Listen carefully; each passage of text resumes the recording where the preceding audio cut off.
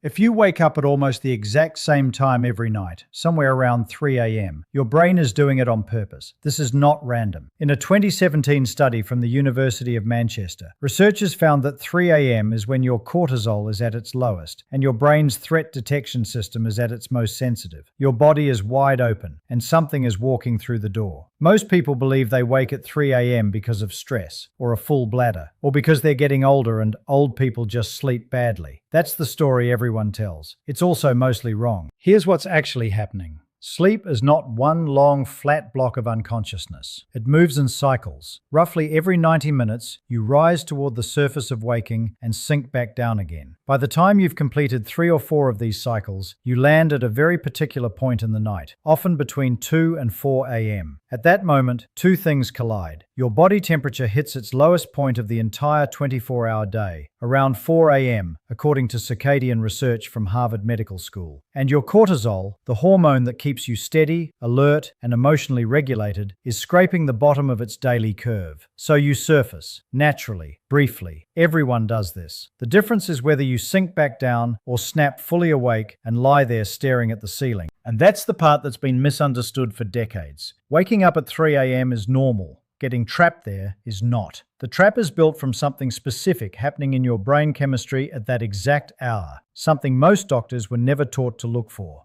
The real question isn't why you wake up, it's why your brain refuses to let you fall back asleep. And the answer involves a hormone, a nerve, and a 200,000-year-old survival program that's misfiring inside your bedroom right now. Let's start with the clock inside your head. Not a metaphor, an actual clock. Buried deep in your brain, just above where your optic nerves cross, sits a cluster of about 20,000 neurons called the suprachiasmatic nucleus. Researchers shorten it to the SCN. This is your master clock. It runs every rhythm in your body, when you get sleepy, when you wake, when your hormones rise and fall. And it runs on a cycle that is almost, but not exactly 24 hours. In most adults, it's closer to 24 hours and 11 minutes, which is why your wake-up time drifts slightly and lands near the same window night after night. Now picture this clock as the conductor of an orchestra. Every organ in your body is a musician waiting for the cue. The SCN doesn't make the music, it just keeps the beat. And around the middle of the night, it cues a very specific section to go quiet. That section is your cortisol supply. Most people think of cortisol as the bad guy, the stress hormone, the thing that ruins your health. But cortisol is also what holds your emotional floor in place. When it's high in the morning, you feel capable, alert, ready. When it bottoms out, which happens predictably between 2 and 4 a.m., your brain loses a layer of protection. The University of Manchester team that studied this in 2017 described it plainly. In the early hours, with cortisol at its nadir, the brain becomes far more reactive to negative thoughts and perceived threats. The same worry that feels manageable at 2 p.m. feels catastrophic at 3 a.m. Nothing changed except your chemistry. Here's where your body comes in. When you surface from that sleep cycle around 3 a.m., your brain does a quick scan. It's checking the environment. Is everything safe? This is automatic. Your ancestors did it for hundreds of thousands of years because the hours before dawn were when predators hunted and rival groups attacked.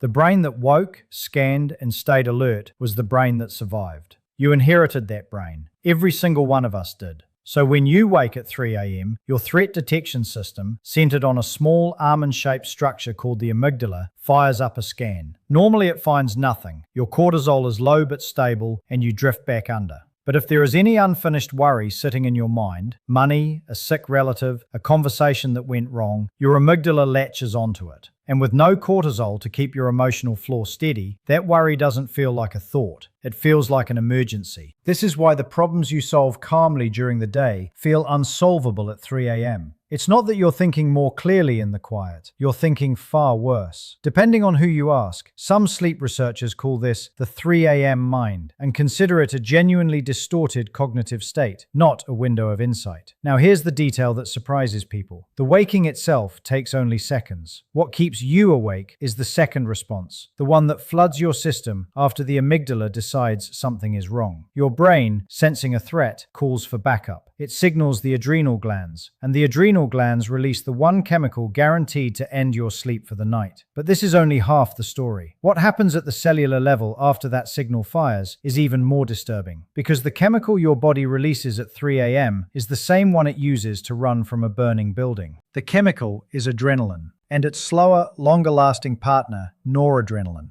When your amygdala flags a threat at 3 a.m., even an imaginary one, even just a worried thought, it triggers what scientists call the sympathetic nervous system. This is your fight or flight system. It does not know the difference between a tiger and a tax bill. It responds to both identically. Your heart rate climbs, your blood vessels tighten, your body temperature, which was at its lowest point of the night, starts to rise. And your brain, moments ago drifting back towards sleep, is now fully online and convinced you need to be awake. Think about what that means. The system designed to save your life is the exact system keeping you from rest. It's a smoke alarm that can't tell the difference between burnt toast and a house fire. And at 3 a.m., with no daylight and no distraction, every small worry becomes burnt toast that sets off the whole house. Here's the part that connects to the first mechanism. Remember your cortisol was at its lowest? Cortisol and adrenaline normally work as a team. Cortisol is the steady, slow hand. Adrenaline is the fast, sharp spike. When cortisol is present, it acts like a governor on an engine. It keeps the adrenaline response measured and brief.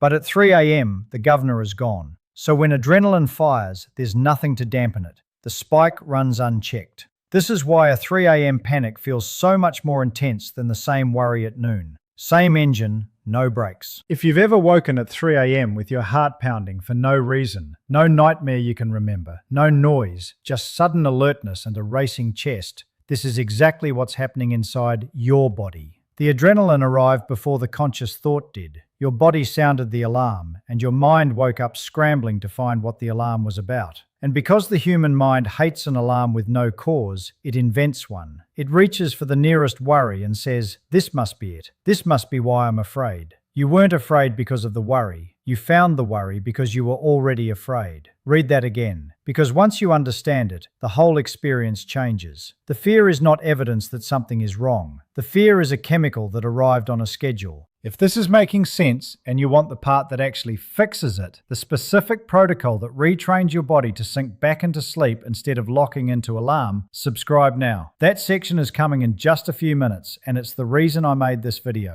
Most people never get told these steps because most people are handed a sleeping pill instead. Now there's one more layer. The research is still evolving on this, but there's growing evidence that for people who wake at 3 a.m. night after night, the body begins to anticipate it. The SCN, your master clock, is a learning machine. If you wake at 3:14 several nights in a row, lie there anxious and slowly settle, your brain starts to treat 3:14 as a scheduled event. It begins releasing a small wake signal in advance, almost like setting an internal alarm you never asked for. This is why people often report waking at the same minute night after night. It's not coincidence. Your brain has memorized the time. But none of this, not the cortisol, not the adrenaline, not the learned waking, fully explains the problem until you understand what your liver and your blood sugar are doing between 2 and 5 a.m., because that's where the hidden trigger lives. What almost nobody talks about is the role of blood sugar in the 3 a.m. wake up. And once you see it, you can't unsee it. Here's the setup. When you sleep, you're fasting. You haven't eaten in hours. Around the middle of the night, your blood sugar naturally dips to its lowest point. Your brain, which runs almost entirely on glucose, does not tolerate low fuel well. So when blood sugar drops too far, your body does something clever and dangerous at the same time. It calls on the liver to release stored sugar back into the blood. And the messenger it uses to make that happen is adrenaline, the very same alarm chemical. Do you see the trap closing? If you went to bed with unstable blood sugar, say you ate a large sugary or carb-heavy meal late in the evening, your blood sugar spikes and crashes hard in the early morning. That crash triggers an adrenaline release to rescue the glucose level. And that adrenaline, arriving at 3 a.m. when your cortisol is gone and your amygdala is primed, doesn't just raise your blood sugar, it wakes you up fully, with a pounding heart and a racing mind, searching for a threat that was never there. The threat was on your dinner plate 6 hours earlier. A 2008 study in the journal Sleep found measurable links between blood sugar instability and nighttime awakenings. Some scientists dispute how large the effect is in healthy adults, however, and the picture is more complicated in people with diabetes. But the mechanism is real, and it's the same loop in every body. Low fuel, adrenaline rescue, forced waking. Think about what this means. For years, you may have blamed yourself, your stress, your worry, your anxious mind. You lay there at 3 a.m. convinced you were broken.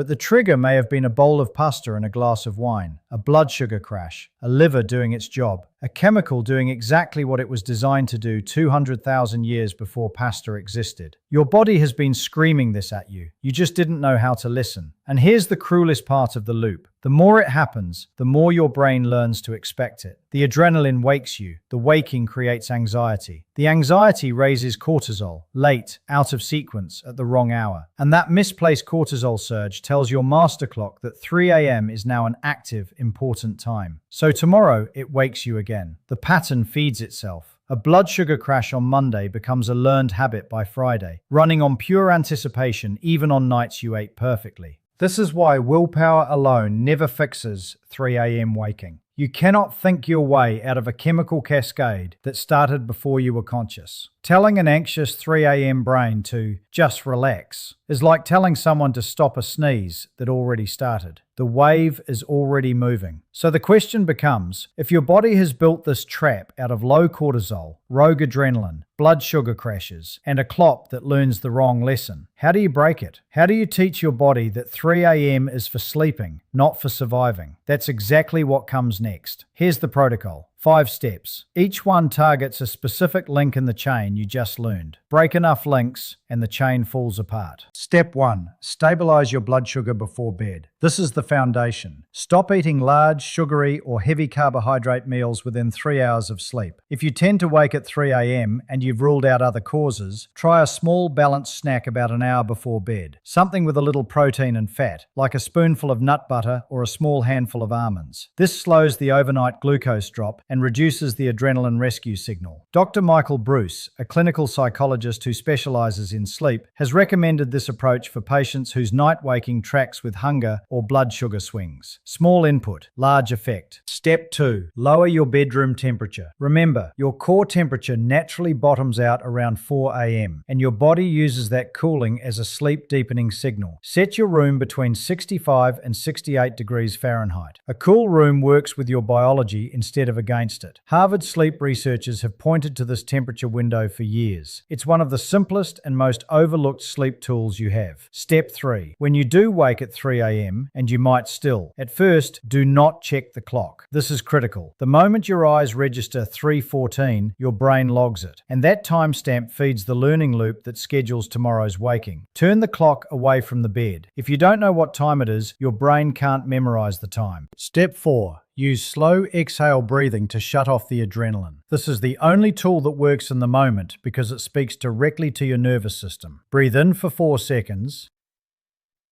Then exhale slowly for 8 seconds. The long exhale activates your vagus nerve, which is the brake pedal on your fight or flight response. Do this for 2 minutes. You are not trying to force sleep. You are lowering the adrenaline so sleep can return on its own. If even this one step is new to you, hit like. It tells the algorithm to show this to more people lying awake right now who need it. Step 5. If you're still awake after about 20 minutes, get out of bed. Go to another room. Keep the lights very dim. Read something dull on paper, not a screen. Stay there until you feel genuinely sleepy, then return to bed. This sounds backwards, but it's the cornerstone of a clinical method called stimulus control, developed by Dr. Richard Bootzin at the University of Arizona back in the 1970s, and still one of the most effective insomnia treatments ever studied. The reason it works is simple. If you lie in bed awake and anxious for an hour, your brain learns that bed is a place of struggle. Get up and you protect bed as a place for sleep only. Do these 5 steps together, not one, all 5. Because the 3 a.m. wake up is not one problem, it's a chain. Stabilize the fuel, cool the room, hide the clock, breathe out the adrenaline, protect the bed. Most people attack one link and wonder why nothing changes. You now know better. You know it's a system, and you treat it as a system.